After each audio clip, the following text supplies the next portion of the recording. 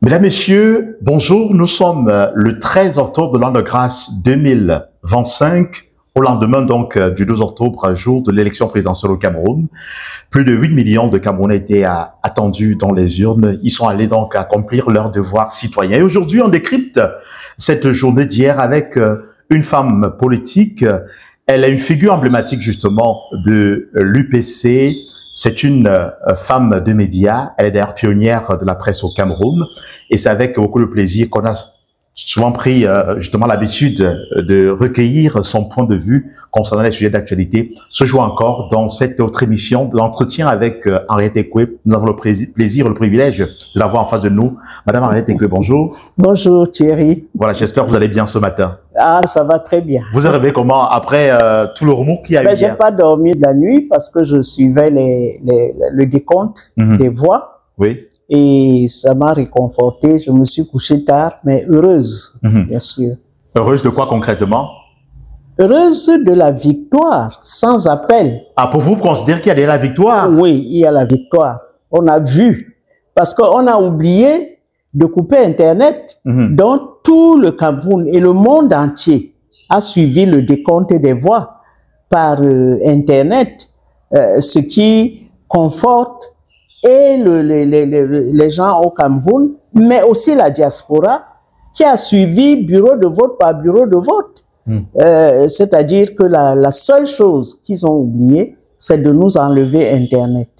Et quand Internet marche, ça veut dire que on a le monde entier qui suit ce qui se passe au Cameroun. Bon, c'est vrai, si on se limite à la diaspora était représentée par près de 34 000, un peu plus de 34 000 électeurs. C'est insignifiant par rapport aux 8 millions d'inscrits, non? Absolument. Mais ce que je veux dire, c'est que c'est le monde entier qui a suivi le décompte sur Internet, et ce qui fait que ça a aussi répercuté les éléments, y compris dans les chaînes de télévision et les radios internationales.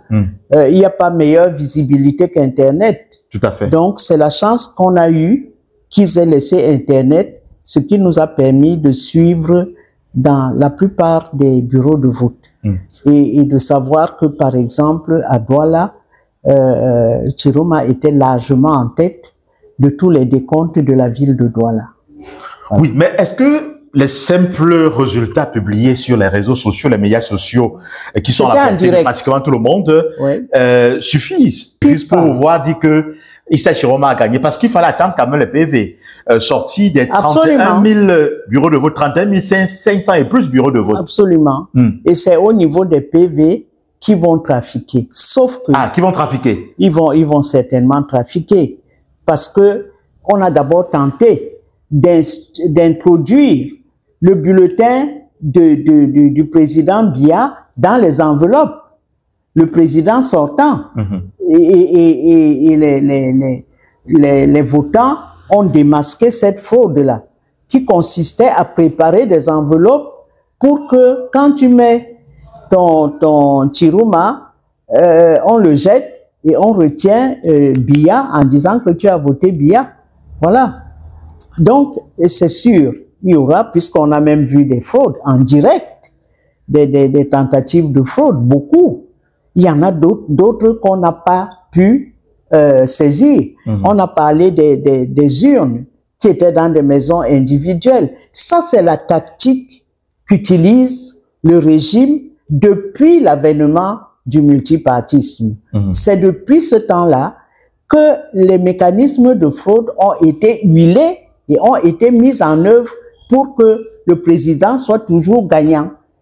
Le phénomène Issa Chiroma, que je dois féliciter au passage, a été fulgurant.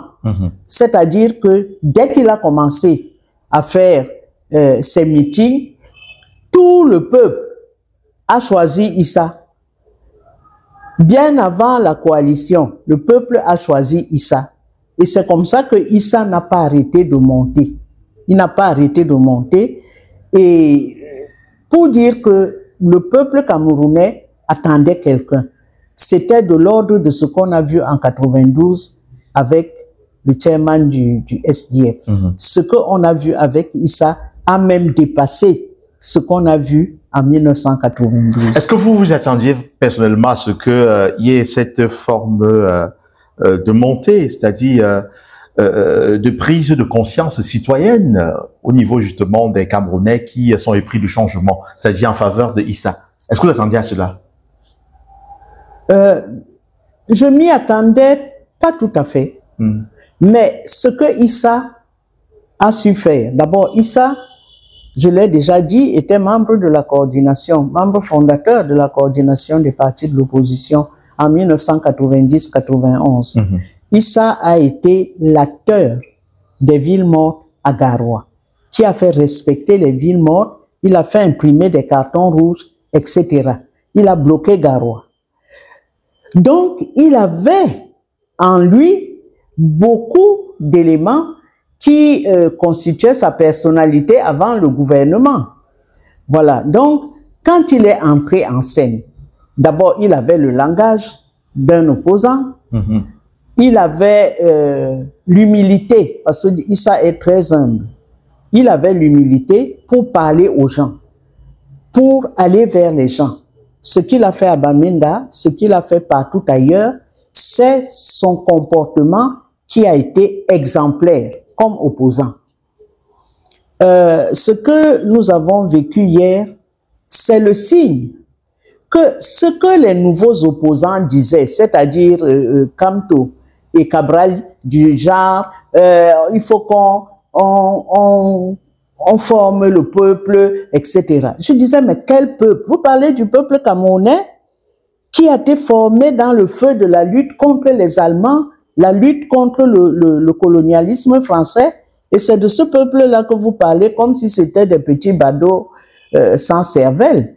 Alors, ce qui a été magistral, c'est que Issa leur a fait voir que la vieille opposition, dont ils se moquaient tous les jours, en disant ils ont échoué, ils n'ont pas pu...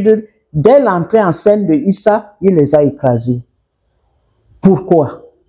Parce que cette nouvelle opposition n'a que un seul, un dada, c'est-à-dire un de ses loisirs, c'est de parler des lois, les lois, les lois. Mais dans une lutte politique, on démonte aussi les lois. Parce que les lois qu'un dictateur fait sont des lois scélérates. Il faut les fracasser. Voilà la différence entre cette opposition des juristes de 2018 et l'opposition de 1991, qui était une opposition qui disait on veut la conférence nationale pour remettre tout le pays, toutes les institutions à plat. C'était ça notre credo. Et ça a prouvé qu'il avait une culture de l'opposition qui fait que dès qu'il a commencé à communiquer avec des Camerounais sur l'ensemble du territoire, il a été accueilli favorablement. Est-ce que ce serait pas aller très vite en besogne de dire aujourd'hui qu'Issa a écrasé les autres? Parce il a écrasé. On attend les résultats du Conseil constitutionnel. Absolument. Quand même, qui seront, en fait, qui va se prononcer dans les prochains jours. Mais quand même, au niveau des tendances, hein, si on s'en tient juste aux résultats publiés venant des bureaux de vote, ce qu'on a pu voir sur les réseaux sociaux, Issa Chiroma Bakary est largement favorable sur ce qu'on a pu voir. Il a écrasé. Bon, c'est vrai qu'il y a les manipulations également de part et d'autre. Maintenant, on se pose aussi la question de savoir, c'est-à-dire l'opinion, de savoir qu'en est-il de Bello Bouba Magari, qui est son compatriote du Grand Nord. Oui, mais on n'entend pas trop parler dans ces sondages. Mais Bello a senti le vent du boulet, puisqu'il a commencé à dire qu'il faut que Issa s'aligne derrière lui parce que c'est lui l'aîné. Sauf que Bello ne sait pas parler. Bello peut bavarder pendant des heures, vous ne comprenez pas où il va, d'où il vient, tandis que Issa, c'est réglé. Bon, c'est peut-être, ça tient peut-être à sa formation d'ingénieur. Il est rigoureux dans le débat. Et il est rigoureux lorsqu'il se met à émettre des idées. Il sait les ordonner, il sait très bien ce qu'il veut faire. Ce qui n'est pas le cas de Bello. Bello ne sait pas parler, il n'a jamais su parler, il parle un peu, après il se tait. C'est un seigneur. Bon, Mais Issa aussi est seigneur chez eux là-bas au nord. Donc on va dire certainement que les partisans de Bello ont finalement choisi le bon camp.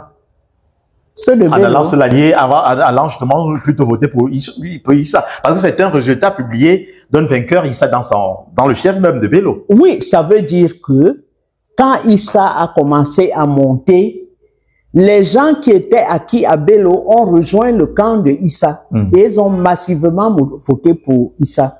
Si bien que finalement, Bello s'est retrouvé tout nu.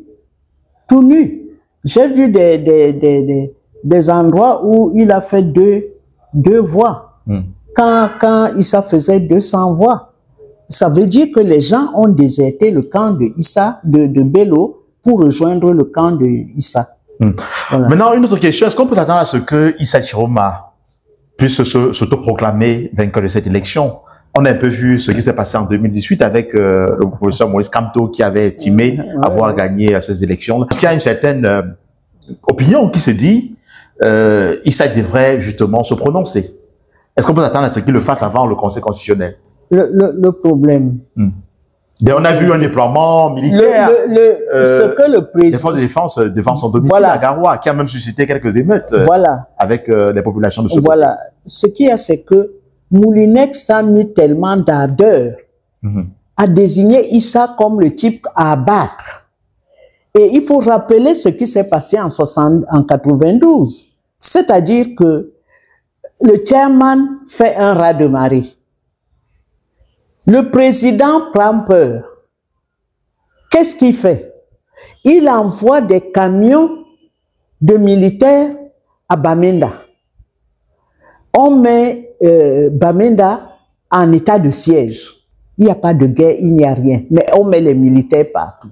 Et autour de la maison, on met Frundi en résidence surveillée. Pendant plus d'un mois et demi, il est dans la maison, il ne sort pas. Il est encerclé. Et ça fait une mauvaise image. C'est ce qui va se passer certainement dans les jours à venir. C'est ce qu'ils veulent faire.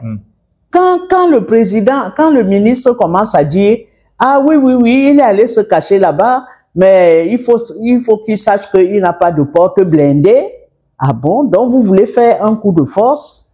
Ça veut dire que... peut-être que le président l'envisage pour faire taire Issa Chiroma, mais c'est très maladroit.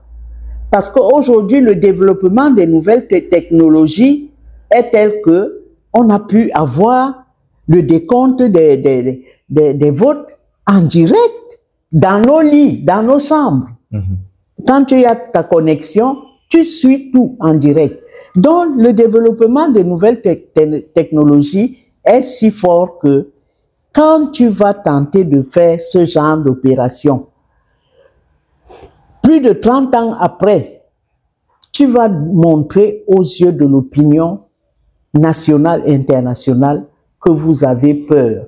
Et que parce que vous avez peur, vous êtes prêt à tuer le candidat de l'opposition. C'est ça la différence. Parce qu'il s'est avéré tout de suite qu'il y a un duel.